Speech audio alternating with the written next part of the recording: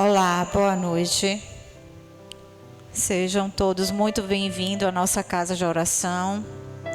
Boa noite a nossos queridos irmãos que vão também nos acompanhar no canal do YouTube, né? Quando essa live for para o canal. E a gente vai iniciando. Peço a todos que comecem a se acomodar, para a gente dar início à nossa doutrinária da noite de hoje.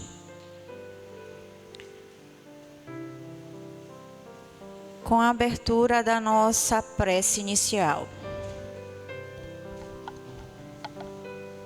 Vamos nos aquietando, fechando os nossos olhos, fazendo a conexão com o nosso Pai Maior, com a espiritualidade desta casa, agradecendo por mais uma oportunidade de trabalho, agradecendo pela nossa vida, pelo nosso caminhar nessa jornada, dessa nossa trajetória como espíritos que somos. Não seria diferente agradecer mais uma vez pela espiritualidade maior que aqui já se encontra presente nesta casa, trazendo todo o lenitivo necessário para cada um de nós que aqui nos encontramos, para os nossos irmãos que irão nos acompanhar também no canal do YouTube, para os nossos familiares, para aqueles que estão necessitados de harmonia, de paz, de equilíbrio, de amorosidade. Que essa luz que se faz presente nesse momento envolva todos nós, nos dando a paz necessária para que possamos nos equilibrar. Que o nosso Mestre Jesus, Ele seja sempre o nosso modelo e guia, trazendo o Evangelho como a nossa bússola maior para o nosso crescimento espiritual. E assim a gente vai fazendo como Ele nos ensinou, a oração, né, que nos conecta ao nosso Pai, mas essa oração de coração, que é o Pai Nosso. Pai nosso, que estais nos céus, santificado, Senhor, seja sempre o teu nome. Venha a nós o teu reino de amor. Que assim seja feita sempre a tua vontade, assim na terra como em todo o universo. Dai-nos nós o pão de cada dia, que a gente possa, Senhor, nos conectar sempre contigo, agradecendo pela oportunidade de estarmos vivos e encarnados nesse planeta de provas e expiações. Mestre Jesus, amigo, que tu sejas sempre o nosso caminhar, o nosso modelo e guia sempre, e que nos guie sempre, para que assim a gente possa seguir a nossa trajetória. E assim a gente vai iniciando os trabalhos dessa noite, com muita gratidão. E para iniciarmos, o tema de hoje, a gente vai trazer o nosso irmão querido Alberto Lemos, cujo é o tema do Evangelho segundo o Espiritismo, capítulo 5, né, a parte, item 24, a desgraça real. Eu convido o seu Alberto agora nesse momento para que ele se faça presente, para a gente iniciar a palestra da noite. Seu Alberto, meu querido.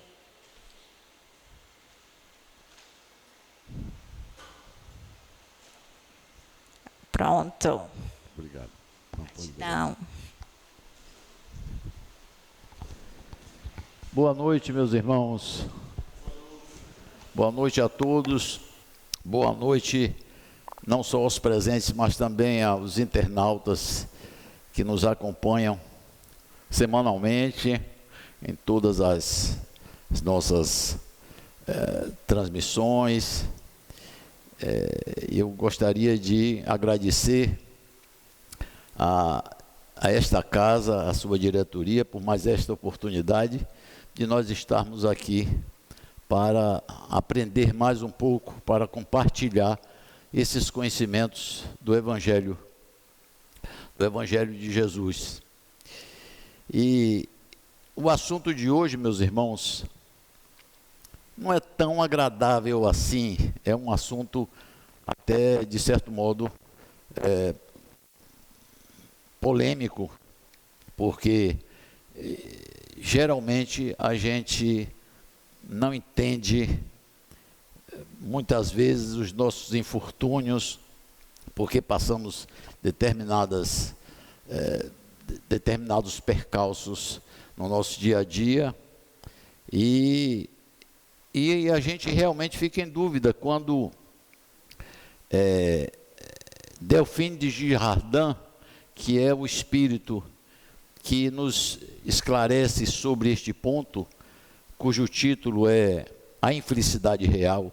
Eu prefiro falar infelicidade real, porque o nome desgraça, eu acho o nome muito pesado, não sei se por conta, né, da minha vivência, dos ensinamentos desde criança, e eu acho o nome muito pesado. Eu prefiro chamar infelicidade real, né? As nossas infelicidades do dia a dia, né?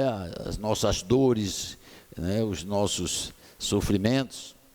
E Delphine de Girardin, ela nos dá uma explicação que, à primeira vista, isso, deixa eu explicar para vocês, esclarecer, que está no capítulo 5, item 24 do Evangelho segundo o Espiritismo. Bem-aventurados os aflitos, o título do capítulo. E muitas vezes a gente se pergunta, poxa, então a alegria, o sorriso, os momentos alegres são infelicidades? Ela nos explica por quê, né? Que a gente à primeira vista fica duvidando. Por que que esses momentos de tanta alegria para a gente, de tantos momentos prazerosos, a gente vai considerar como momentos infelizes, como infortúnios? Mas é porque a nossa visão materialista é que nos leva a esse conceito, a esse pensamento. Quando a gente começa a pensar pelo ponto de vista espiritual, né, pelo ponto de vista transcendente, a gente então vai entender, desde que a gente acredite na vida futura, então a gente vai entender por que nesse capítulo esse Espírito nos diz que são infortúnios, que são infelicidades reais do nosso dia a dia.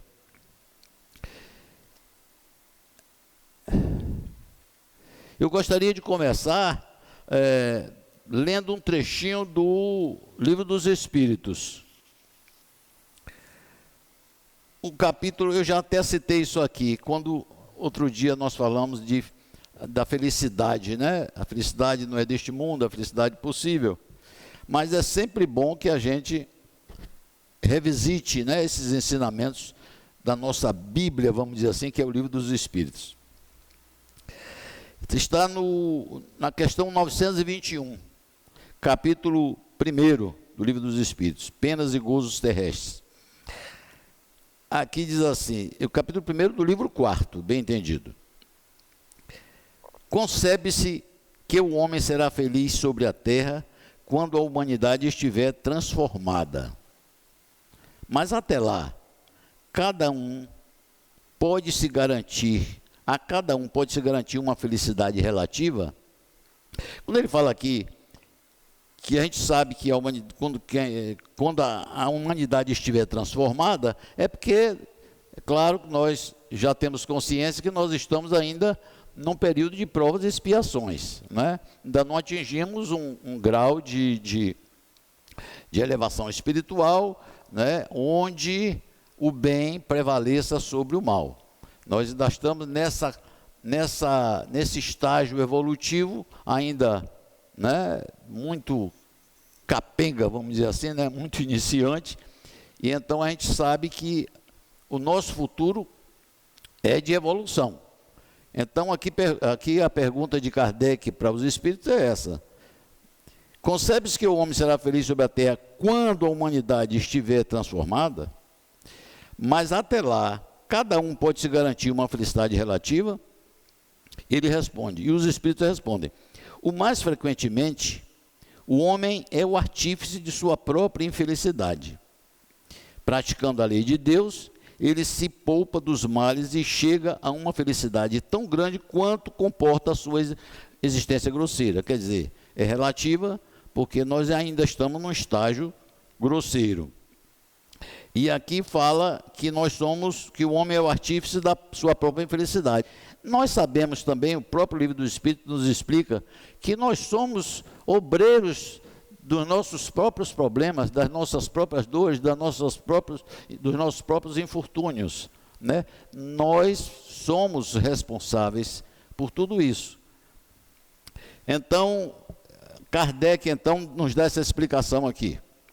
O homem bem compenetrado de sua destinação futura não vê na vida corporal senão uma estada passageira. É para ele uma parada momentânea em má hospedaria. Quer dizer, essa má hospedaria é o nosso estágio atual, é a nossa terra atualmente, no estágio de provas e expiações. Ele se consola facilmente de alguns desgostos passageiros de uma viagem que deve conduzi-lo a uma posição tanto melhor quanto melhor tenha se preparado. Somos punidos desde esta vida pelas infrações às leis da existência corporal, pelos males que são a consequência dessas infrações e de nossos próprios excessos. Se remontarmos gradativamente à origem do que chamamos nossas infelicidades terrestres, veremos a estas, na maioria das vezes, como consequências de um primeiro desvio do caminho reto. Por esse desvio, entramos num mau caminho e, de consequência em consequência, caímos na infelicidade. Ora, o que é que ele está querendo dizer aqui? Se nós somos obreiros da nossa própria infelicidade, né? E se nós somos responsáveis por tudo que fazemos, porque nós temos o livre-arbítrio, né? Nós fazemos nossas escolhas. Então, se nós escolhemos errado, né, nós vamos escolher errado, nós vamos escolher coisas ruins. Se nós fizermos boas escolhas, nós vamos escolher coisas boas. Então, quando ele fala aqui também cumprimento das leis existenciais, significa o seguinte, que nós normalmente descumprimos as leis divinas. E nesse descumprimento das leis divinas, nós cometemos, né, nós nos desviamos muitas vezes do caminho reto, né? Então, se nós colhemos, né, se todas essas infelicidades que nós passamos no nosso dia a dia são frutos das nossas escolhas, né? Se nós escolhemos mal, lógico que nós vamos fazer uma colheita ruim, né? E significa o quê? O mau uso do livre-arbítrio. Quando nós fazemos mau uso do nosso livre-arbítrio, que você veja que Deus é tão misericordioso que nos dá a possibilidade, né, a oportunidade da gente escolher o que é certo, né? Mas a gente se desvia, né? Se desvia dessas leis naturais, das leis divinas, e aí comete uma série de desatinos. E aí começa a semear, a fazer escolhas que vão se transformar em dores, sofrimentos, né? São essas infelicidades reais, né?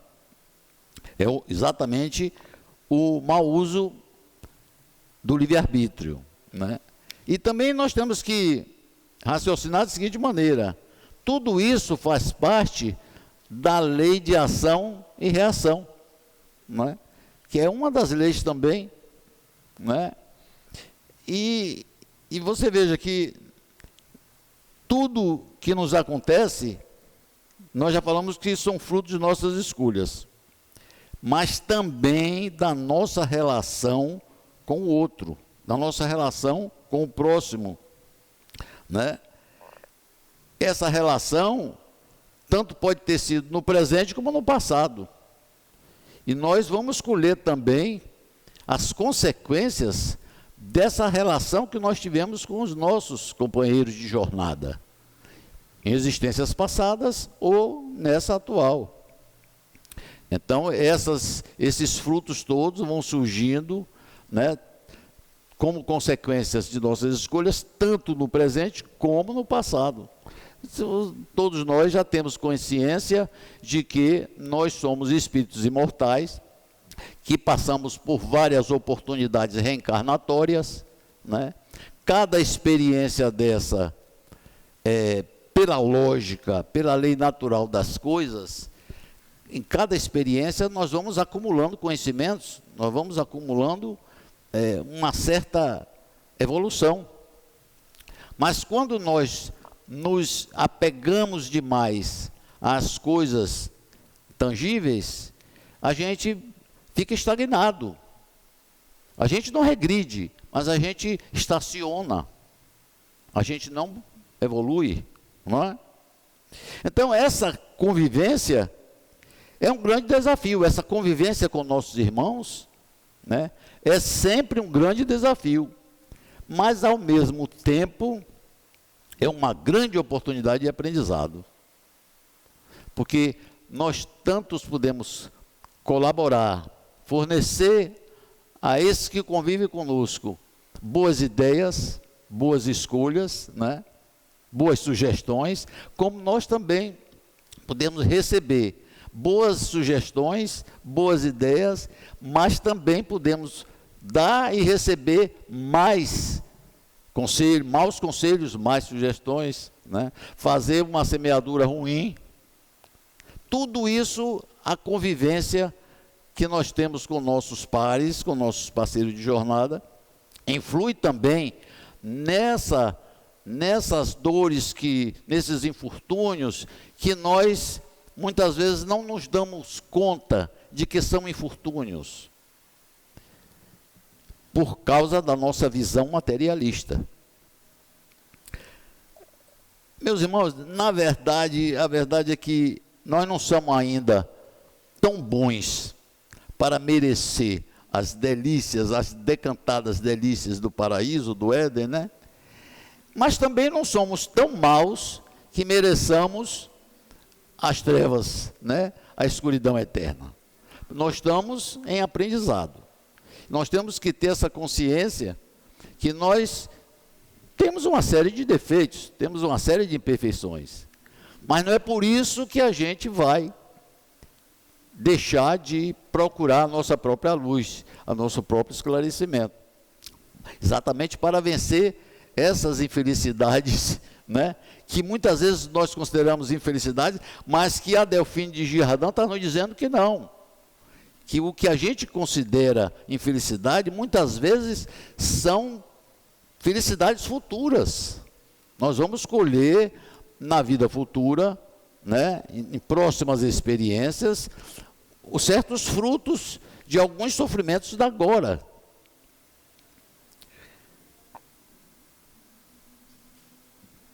É preciso que a gente entenda também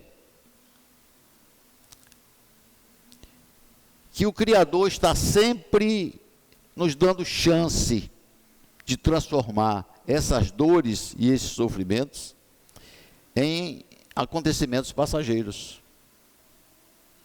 Porque a gente, quando está sofrendo, quando está passando por um período de sofrimento que a gente não, às vezes não entende também que é uma oportunidade para a gente crescer, a gente tem a impressão muitas vezes que esses sofrimentos vão durar para sempre. Aí nós começamos a nos lamentar, né? A reclamar que às vezes que a gente não merece isso, né? Que a gente não devia estar passando por essa situação, porque a gente não entende que muitos desses problemas são passageiros, são nuvens passageiras, né? O Criador nos dá essa oportunidade, né? E nós, quando a gente aprende a superar as angústias, as dificuldades e as experiências pouco dignas, né, da nossa caminhada, que a gente está sempre cometendo, né? Nós estamos adquirindo uma maturidade necessária para a nossa mudança de atitudes. A gente tem que aproveitar tudo isso para amadurecer, né? E para poder mudar. A mudança é necessária, né? A sabedoria também para construir a nossa fortaleza íntima. O que significa essa fortaleza íntima? O nosso progresso moral, a nossa fortaleza moral. À medida que a gente se fortalece moralmente, a gente fica mais imune a determinadas sugestões que nos chegam, né? A gente fica, essa fortaleza moral nos dá funciona como um escudo contra muitos males que nos acontecem. Então, meus amigos, nessa visão material que a gente normalmente, em função até do nosso estágio evolutivo, a gente só enxerga as nossas necessidades, as necessidades exteriores, né? E a gente, Genival, eu acho que está saindo bem aí, né? E a gente então tende a se escravizar, né, a tudo que é transitório.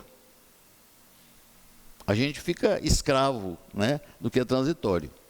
E aí eu gostaria de, antes de continuar, pedir ao nosso Genival, o nosso irmão, para passar o primeiro vídeo. É um vídeo de Jorge Elahá, que é um grande nome, um grande divulgador da cultura espírita, reconhecido internacionalmente. É um vídeo curto, mas ele explica da melhor maneira possível esse entendimento de Delfim de Girardin, esse espírito que nos esclarece sobre esse ponto do Evangelho. Queria que você ajudasse a compreender uma mensagem do que está no Evangelho segundo o Espiritismo, ditada pelo espírito de Delfim de Girardin, no item Delfina 24. de Girardin. No item 24 do capítulo 5 do Evangelho, sobre a verdadeira desgraça. Não precisa ser uma palestra não, tá? Essa mensagem, A Desgraça Real, de Delfina de Girardin, capítulo 5, item 24 do Evangelho segundo o Espiritismo, ela é de uma beleza extraordinária, porque ela vai apresentar para nós uma ressignificação do que seja a desgraça. E ela começa dizendo, você acha muitas vezes que a desgraça é o fogão sem lume, que a desgraça é não ter o que você precisa, que a desgraça é ter a carência do que você tanto sonha em termos materiais? Aí ela diz mais à frente, eu vou revelarmos a desgraça por um outro prisma. Aí ela reapresenta o que seja desgraça, e quando a gente lê a primeira vez, a gente até se escandaliza, porque o que ela diz que é a desgraça, ela diz que é o prazer, o riso, a fama, a glória. E aí, mas como é que é isso?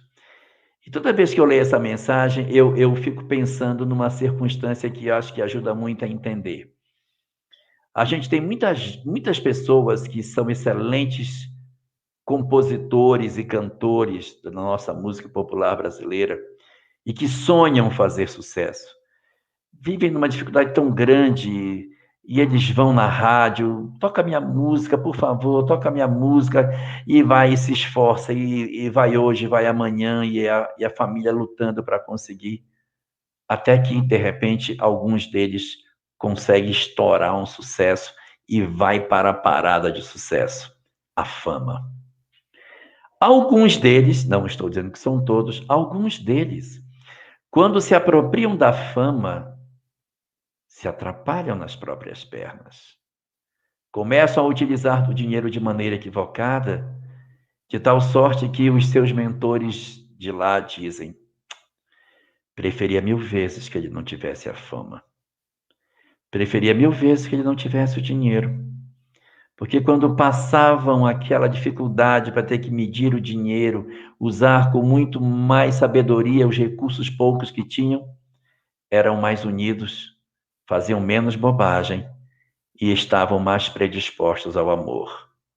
Hoje, com o dinheiro que têm, estão indiferentes uns aos outros, estão vivendo vidas separadas, distantes uns dos outros e fazendo com que, na verdade, a fama tivesse se constituído para eles numa verdadeira desgraça, uma desgraça real. Então, quando as facilidades nos chegam e nós não sabemos ter sabedoria, porque eu posso ter riqueza, fama, poder e usar com sabedoria, mas quando eu não sei usar esses recursos que facilitam a vida humana e que podem ser usados para trazer a felicidade para muito mais pessoas, se nós não sabemos usar isso, aí as nossas vidas se atrapalham por completa. E aquilo que a gente pensa que seria o grande objetivo nosso, acaba sendo a grande pedra de tropeço. Não pelo dinheiro, não pela fama, não pela riqueza, mas pela imperfeição moral que nós possuímos e que faz com que a gente utilize os recursos que nos chegam às mãos de maneira a secar as nossas almas no propósito de amarmos aos outros, amarmos a Deus e amarmos a nós mesmos. Pois é, meus irmãos, vocês viram aí, na explicação de Jorge Elahá, ele cita o exemplo, né, de pessoas que precisam, que lutam para alcançar um determinado sucesso, né, e quando alcançam esse sucesso, às vezes não sabem fazer o devido uso, o bom uso, né, desse sucesso, desses recursos. É o que a gente precisa aprender a associar uma vida feliz a títulos de natureza, de nobreza, a título de nobreza, né, a fama, né, ao poder, né, ao renome, né, ao conforto demasiado. A gente geralmente associa essa vida feliz a essas coisas e se esquece do verdadeiro objetivo que nós temos que ter na vida. Ainda ontem o Marcelo Martinho falou aqui dos deveres, né? O dever do cristão, do espírita, o dever do ser humano, não é só do espírita, é o dever do ser humano, né? A gente esquece dos nossos deveres como seres humanos, né? Exatamente por associar a felicidade sempre às coisas materiais. A felicidade não será encontrada também no repouso inútil, que muita gente pensa que ter uma vida confortável, viver berço esplêndido, como se diz, não é. Quer dizer, vamos fazer uma comparação.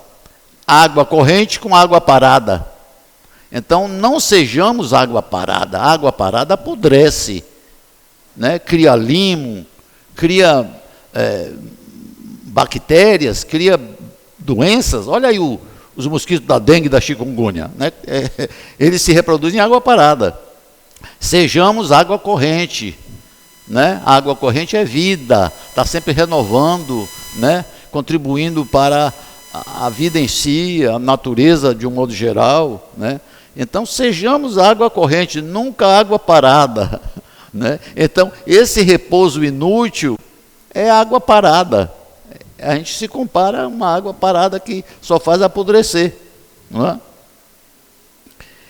Então, esse feliz do ponto de vista material, mas infeliz na visão espiritual, não é?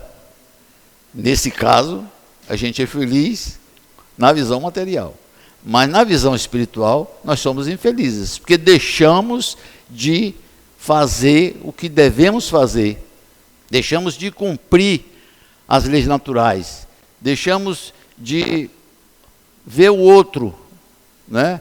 De ver e enxergar, não é só olhar, não, enxergar a necessidade do outro, de ter a humildade para receber também do outro, porque muitas vezes a vaidade também nos deixa, nos afasta da nossa convivência, porque o orgulho às vezes não quer pedir uma coisa para fulano, para ciclano, é o orgulho que nos invade, né? Então, a gente precisa também ver isso. A gente tem que ter humildade para receber, né? Aí a gente tem que abandonar esse imediatismo, né, da vida material. Agora vou fazer uma pergunta aqui. O que vale mais?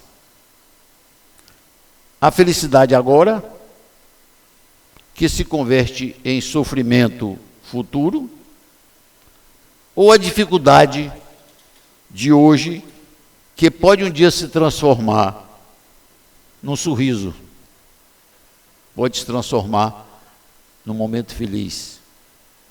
O que é que vale mais? A dificuldade, que vai nos dar uma felicidade futura. Porque não adianta a gente ter agora o que a gente pensa que é felicidade, uma alegria, é uma coisa efêmera, uma coisa ilusória, e que depois vai causar, a gente vai colher um sofrimento, talvez por um período longo, né, de outras existências. Então, o que é que vale mais? Né? E também a gente tem que raciocinar o seguinte: de acordo com a doutrina espírita, o nosso objetivo na vida deve ser nos tornarmos homens de bem, homens e mulheres de bem, seres humanos de bem, né? Porque se nós nos tornarmos pessoas de bem, nós vamos ajudar a transformar a sociedade. Só assim a gente pode ajudar a transformar o meio em que vivemos, né? É na medida que a gente se aperfeiçoa, que a gente cresce espiritualmente. E para isso é preciso valorizar as pessoas e não as coisas. Aí volta aquele raciocínio do imediatismo, do materialismo, né? Da visão material, porque a gente costuma valorizar muitas coisas, as aparências, a roupa de Renilda, né, que é bonita e tal. A gente às vezes não olha para Renilda como pessoa, né? A gente não olha para as pessoas como elas são, a gente olha para as aparências, e isso são ilusões. A aparência não vale, o que vale é o conteúdo, não é isso? Então, as pessoas, a gente tem que valorizar as pessoas. A gente cresce também com esse pensamento, né? Às vezes a gente pensa que está fazendo certo, né? Mas não está. Na verdade, nós estamos ficando cativos, né, das desgraças reais, das infelicidades reais, iludidos por sugestões que nos afastam do próprio objetivo da vida. Pela ótica espiritual, aí nós vamos já, né, avançar. Pela ótica espiritual, felicidade e infelicidade são muito diferentes. São muito diferentes daquilo que nós costumamos imaginar. Né? Por quê? Porque para a espiritualidade, o corpo, a matéria é uma questão passageira. Não é? O que importa na realidade é a vitória do Espírito. Não é essa ilusão passageira. Não? O que importa é a vitória do Espírito. Então, essa visão espiritual que nós temos que ter sobre o que significa felicidade e infelicidade. Né? E tem mais uma coisa.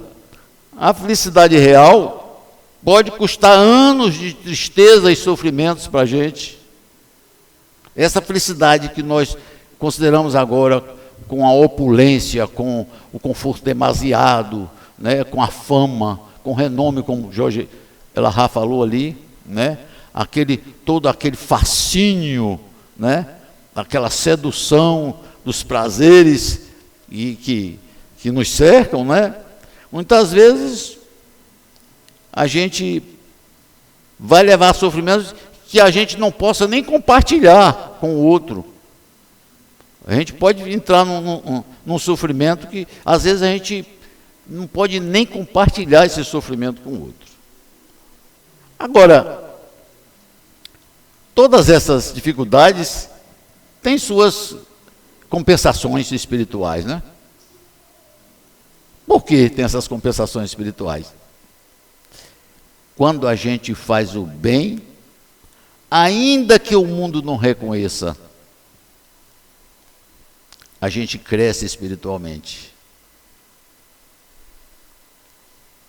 Para quem está aqui na matéria, às vezes não reconhece, mas quando a gente faz o bem, a gente cresce aos olhos de Deus, aos olhos da espiritualidade, não é?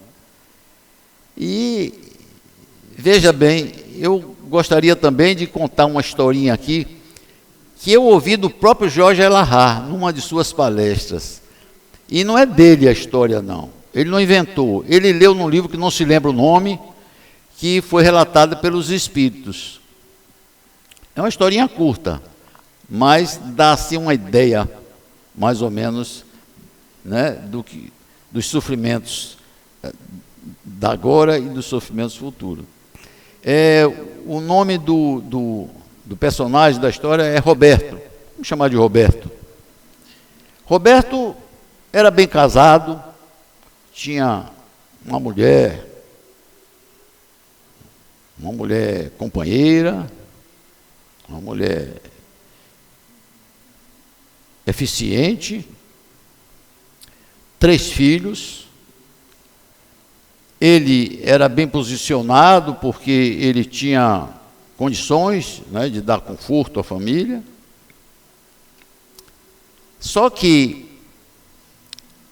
a mulher dele, apesar de ser uma pessoa de boa índole, mas se cercou de empregados, não fazia as atividades que ela poderia fazer dentro de casa, entendeu? Começou a gastar, usar o cartão de crédito de Roberto e tal, entendeu? Sem um certo regramento. Os filhos também não queriam saber trabalhar, só queriam curtir, entendeu? E Roberto entrou numa situação que ele trabalhava, era um cara dedicado à família, né? Mas ele sofria muito com isso. Sofria mesmo, porque, poxa, ele queria que a mulher se interessasse mais pelas coisas, né? Os filhos também se interessassem em procurar um emprego, uma coisa, né, para se desenvolverem. E os filhos só queriam curtir, e a mulher também luxar e comprar e aquilo, entendeu? Ele tinha condições de bancar, entendeu? Mas ele todo dia ele pedia, ele orava e pedia a Deus, ele era uma pessoa assim muito centrada, e ele pedia a Deus que desse um jeito, né, aos irmãos de luz, que ajudasse ele, que a mulher dele se transformasse, os filhos né, aprendessem os verdadeiros valores da vida, né, o caráter, a dignidade do trabalho. Bom, numa dessas noites que ele estava orando, apareceu uma entidade, um anjo bom, né, um espírito benfeitor. Disse: Roberto, nós vamos atender ao seu pedido. Você tem se esforçado, você tem pedido muito, e nós vamos atender às suas reivindicações. Nós vamos fazer o possível para que atender o seu pedido. Roberto ficou alegre, foi dormir, só que Roberto não amanheceu, ele desencarnou. Nessa mesma noite ele desencarnou. E aí, bom, ele desencarnou, como ele era um camarada de bom procedimento, uma pessoa de boas intenções, de bons pensamentos, ele foi recebido na espiritualidade e tal, teve permissão para voltar algum tempo depois, não foi muito tempo não, para rever a família. E quando é a surpresa dele, quando ele chega, encontra os filhos trabalhando, a mulher dedicadíssima nos afazeres domésticos, orientando os filhos, deixou aquela vida de... Porque ele deixou pensão, deixou tudo, mas encontrou a família reorganizada, como ele sempre pediu. Quer dizer, o que é que nos fica de ensinamento disso? A felicidade futura. Ele construiu, ao longo do seu sofrimento, a própria felicidade futura que ele teve quando veio rever a família, que encontrou tudo organizado, como ele sempre pediu. Precisou ele desencarnar para poder eles tomarem a iniciativa de se reorganizarem na vida. É um grande exemplo, né, do que é felicidade real e que não é. Eu achei interessante essa história, por isso que eu estou repassando aqui para vocês.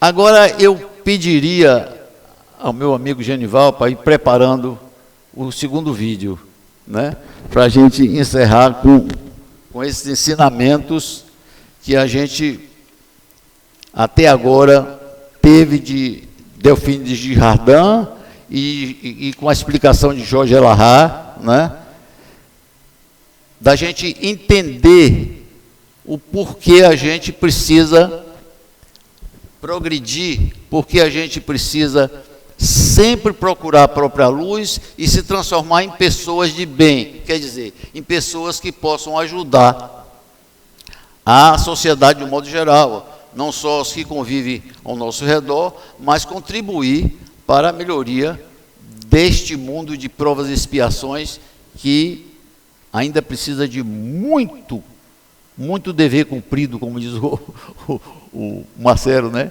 Precisa de muito dever cumprido para se melhorar, não é?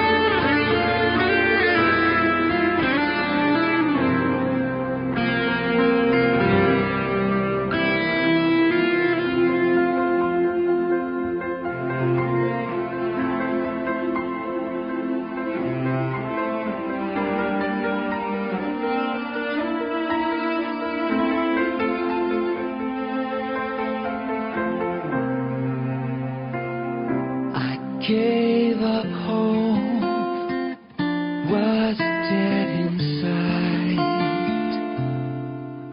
stayed lost within a world I chose to hide.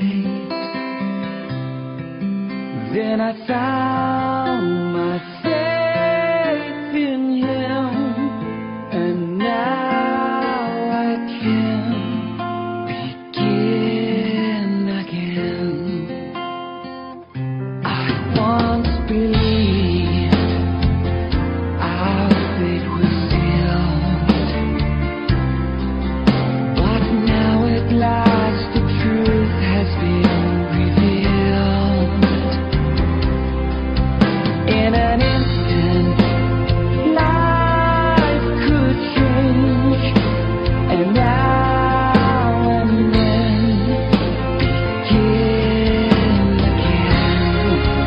I know that I am meant for something more, that life beyond these walls has greater things in store. When I learned this first, I realized I'd never be the same. Instantly I knew my life had changed. I dream of peace above all else, to share a world where we could be ourselves. We must learn to rise above the past before we can at last begin again.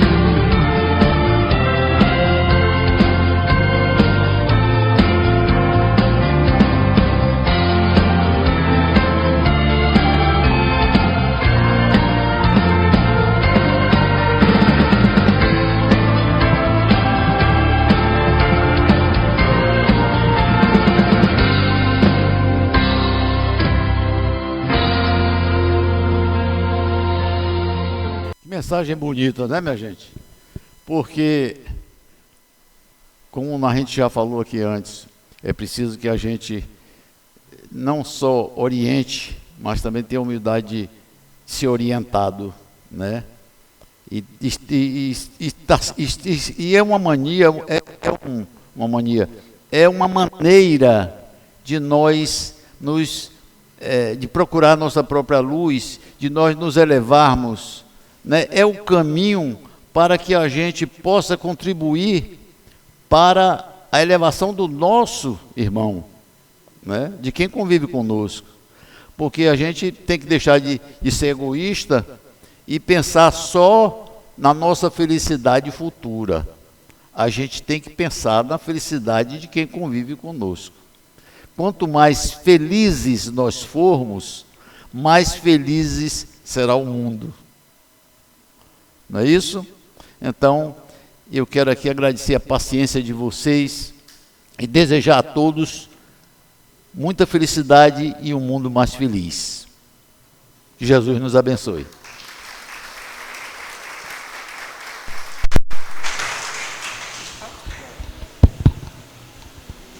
Seu Alberto, meu querido, gratidão por mais os ensinamentos que nos trouxe na noite de hoje, nos lembrando verdadeiramente o que devemos fazer como espíritos que somos nesse processo de evolução, né? E continuar a nossa caminhada, só não pensar no ter, mas pensar no ser. E ultimamente, a gente vive só pensando no ter, no que a gente pode ter mais, no que a gente pode deixar para os nossos filhos, para a nossa família. E não é bem por aí, né? A gente tem que pensar no que a gente pode produzir para que a gente seja exemplo para aqueles que vão ficar, né? E o Evangelho está aí. Esse capítulo 5, falando dos aflitos, nos traz a nossa reflexão muito. E ontem foi falado do dever e hoje falar dessa desgraça real para nós, o que nós achamos que é felicidade para a gente, sabendo que a nossa felicidade é o que é a nossa vida futura, né? Que é a nossa vida como espírito lá adiante. E o que a gente produz agora? O que é que a gente está fazendo de forma que a gente venha angariar essa verdadeira felicidade? Porque a gente ainda vive nesse planeta de provas e expiações, a felicidade verdadeira, ela ainda não nos condiz, né? Mas a gente sabe que a gente tem uma vida futura lá na frente.